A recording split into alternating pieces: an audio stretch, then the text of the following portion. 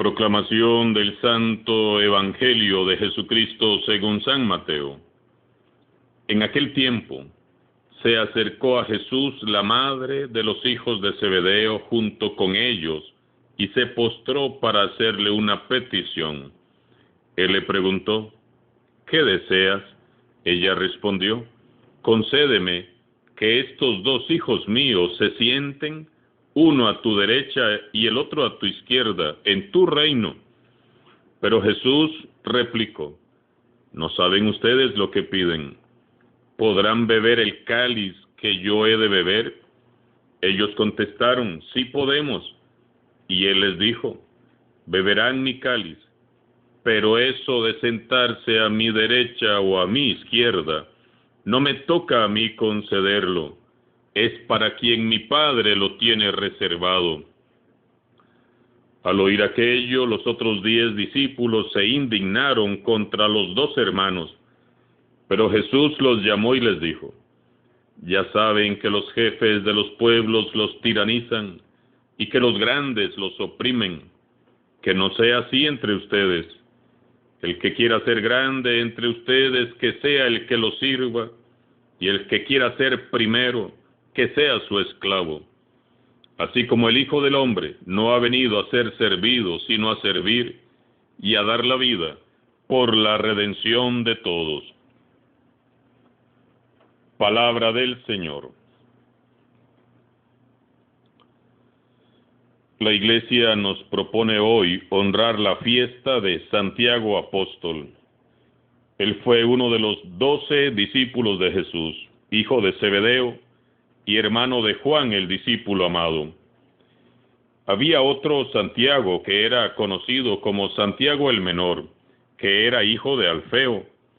Y San Pablo también menciona en sus cartas a Santiago, pero se refiere al primo de Jesús, que no era de los 12, sino que era miembro de la familia de Jesús.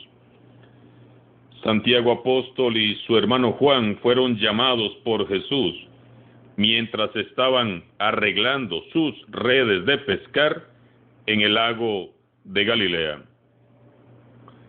Ambos se dedicaban a la industria pesquera de su padre Zebedeo, con 2 socios que eran hermanos también, Pedro y Andrés. Estaban allí los 2 hermanos cuando el maestro pasó y los llamó: síganme. Y sin saber cómo, por qué ni para qué, los 2 dejaron allí las redes y siguieron a Jesús.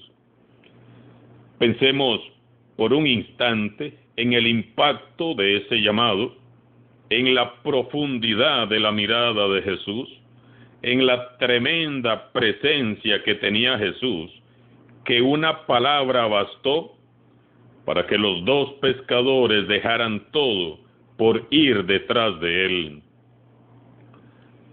Santiago escuchó con gran alegría su nombre cuando Jesús eligió y llamó a los 12, que serían sus discípulos más cercanos. Y más tarde se convirtió junto con Pedro y Juan en uno de los 3 amigos íntimos de Jesús. Pedro, Santiago y Juan fueron testigos presenciales de acontecimientos profundos en la vida de Jesús. Ellos fueron los testigos de la resurrección de la niña, hija de Jairo. Allí los 3 comprendieron que Jesús tenía poder sobre la muerte y que su reino era un reino de vida.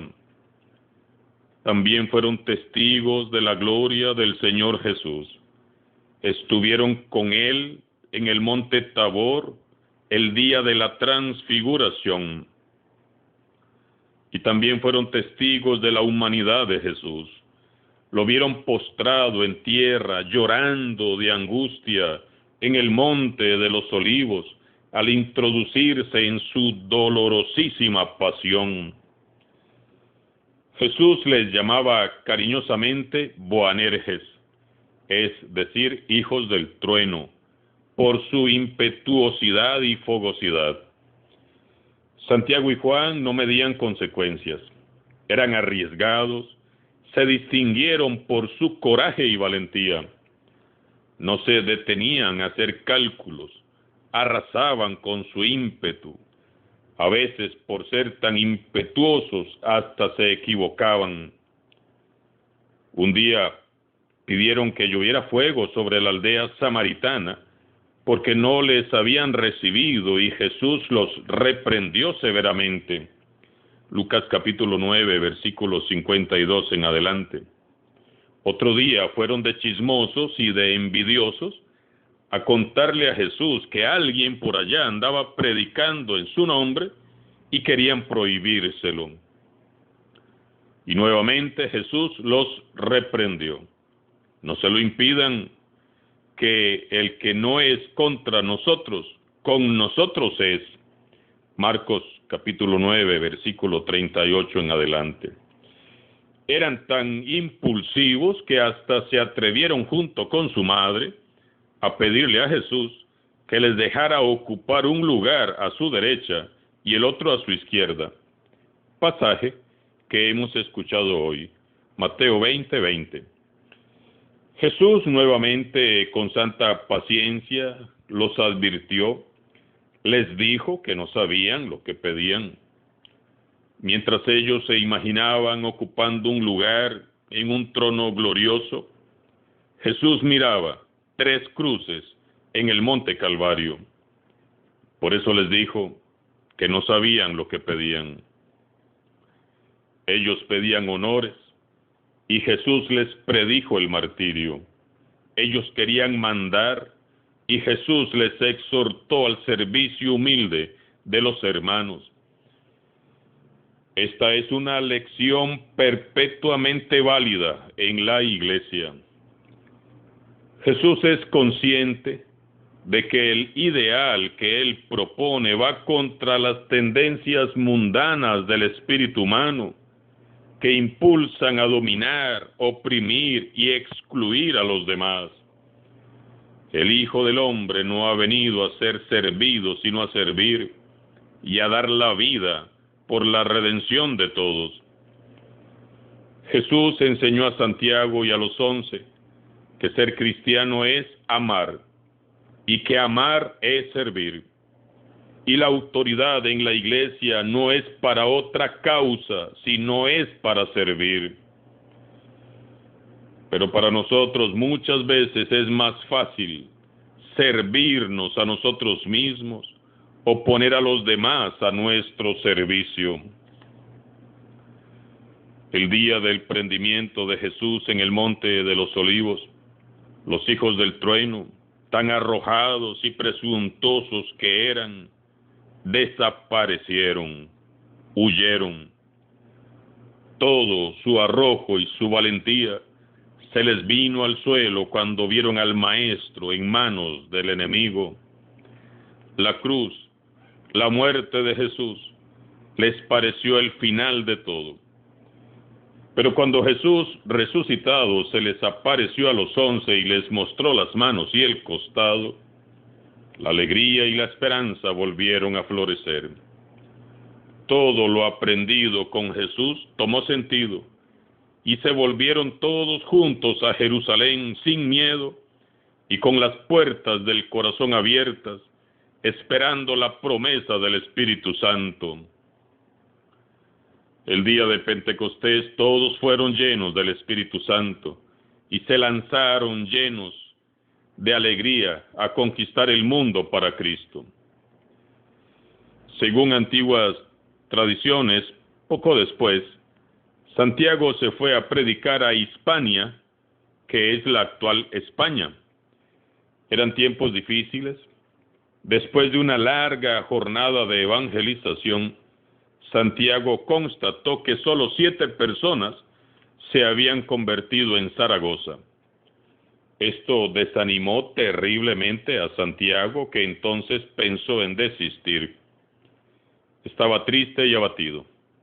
Una noche, el apóstol estuvo rezando intensamente con algunos discípulos cerca de los muros de la ciudad, pidiendo luz para saber ¿Qué debía hacer?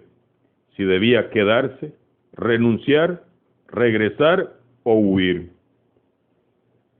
Santiago pensaba mucho en María Santísima y le pedía que rogara con él para pedir consejo y ayuda a su Hijo Jesucristo. De pronto se vio venir un resplandor del cielo sobre el apóstol y aparecieron sobre él los ángeles que entonaban un canto muy armonioso mientras traían una columna de luz cuyo pie, en medio de un rayo luminoso, señalaba un lugar a pocos pasos del apóstol, como indicando un sitio determinado. Sobre la columna de luz se le apareció la Virgen María, que aún vivía acá en la tierra. Santiago se levantó del lugar donde estaba rezando de rodillas y recibió internamente el aviso de María de que debía erigir de inmediato una iglesia allí, y María le hizo la promesa que por su intercesión la evangelización sería exitosa. Milagrosamente los corazones comenzaron a abrirse al anuncio del Evangelio. María le indicó además que una vez terminada la iglesia, debía volver a Jerusalén. Santiago se levantó, llamó a los discípulos que lo acompañaban. Todos habían oído la música y visto el resplandor. Santiago les narró lo demás y presenciaron luego todos cómo se iba desvaneciendo el resplandor de la aparición. En el lugar de la aparición se levantó lo que hoy es la Basílica de Nuestra Señora del Pilar, un lugar de peregrinación famoso en el mundo entero, que no fue destruido en la Guerra Civil Española, puesto que las bombas que se lanzaron no explotaron. Hoy en día las bombas y granadas pueden verse expuestas en el interior de la basílica. Santiago entonces partió de España para trasladarse a Jerusalén, tal como la Virgen María le había ordenado. En este viaje, Santiago fue a visitar a la Virgen María, que vivía en Éfeso. María le anunció a Santiago la proximidad de su muerte en Jerusalén y lo consoló y lo confortó en gran manera. Santiago se despidió de María y de su hermano Juan para siempre, puesto que ya no los volvería a ver, sino en el cielo, y se dirigió a Jerusalén, donde al poco tiempo fue hecho prisionero. Fue llevado al monte Calvario, fuera de la ciudad. Durante el recorrido estuvo predicando, y aún así estando preso, fue capaz de convertir a algunas personas. Cuando le ataron las manos, dijo: ustedes pueden atar mis manos, pero no mi bendición ni mi lengua. Una vez llegado al monte Calvario, el mismo lugar donde años antes fue crucificado Jesús, Santiago fue atado a unas piedras, le vendaron los ojos y le decapitaron. Era el año 41 después de Cristo. El cuerpo de Santiago estuvo un tiempo en las cercanías de Jerusalén. Cuando se desencadenó una nueva persecución, sus discípulos se lo llevaron a Galicia, España. En los siglos posteriores y hasta el momento actual, numerosos fieles, principalmente de Europa, recorren parcialmente el camino de Santiago de Compostela, que los conduce a la tumba del santo, con el fin de pedir indulgencia a Dios y perdón por sus pecados. Hermanos y hermanas, veamos qué hermoso testimonio. Santiago, el hijo de Zebedeo, fue un hombre apasionado y ambicioso que deseaba para sí y para su hermano Juan los primeros puestos, tan colérico que deseó que cayera fuego del cielo y arrasara una aldea en Samaria. y de esa madera hizo Jesús un santo. El apóstol Santiago nos llama hoy a seguir como él a Jesús, el cual vino para servir y no para ser servido, para morir en el despojo de una cruz y no para despojar a nadie. El camino del cristianismo no es un camino de placer para turistas, no es precisamente un camino de rosas, sino que es un camino difícil, hermoso y necesario, que debe recorrer todo aquel que quiera ser santo. Todo cristiano debe saber que solo hay un camino para ser grande al estilo de Jesús. Y este camino no es el dominar, tiranizar y oprimir a los más débiles. Al contrario, es el camino humilde de quien sabe vivir en el servicio desinteresado a los demás.